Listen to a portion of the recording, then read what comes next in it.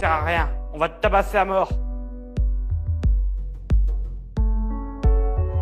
Il se mettait à 3-4 sur moi et il disait écrit dans l'école baston, baston, baston.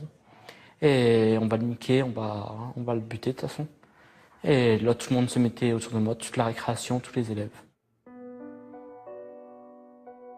Mes racketteurs me faisaient comme un chantage en fait. Ils disaient que si jamais je raconte quelque chose, ils risquaient de les tuer ou de me tuer moi. Un jour, il y a eu un épisode de racket beaucoup plus horrible que les autres. Et ils m'ont mis un revolver sur la tempe. Et ils m'ont demandé la somme de 100 euros. Et ils m'ont dit si tu la ramènes pas demain, on te fera la peau, on te butera. Et là, du coup, j'ai eu très peur et j'ai décidé de faire une tentative de suicide.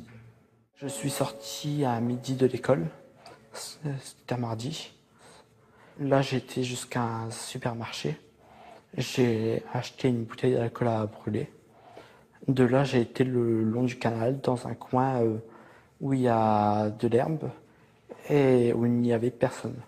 Et là, j'ai versé la bouteille d'alcool à brûler sur mon torse.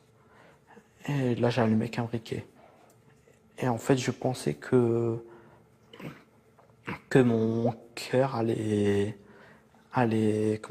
s'étouffer en premier et que j'allais mourir très vite. Alors là, quand j'ai vu les flammes, il faisait plus de 3 mètres de haut, au-dessus de moi. J'ai marché une bonne centaine de mètres. Et là, du coup, je suis arrivé dans l'eau.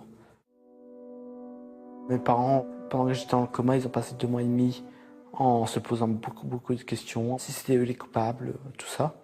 Et j'ai fini par dire que c'était à cause de l'école.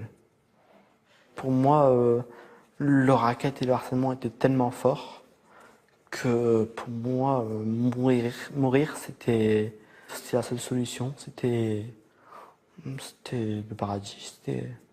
J'allais retrouver mon grand-père, et plus tard, je savais que j'allais retrouver toute ma famille. Alors à tous les jeunes qui se font harceler ou rackettés dans les écoles ou quoi que ce soit, il faut pas avoir honte. C'est pas quelque chose de normal, il faut le dire.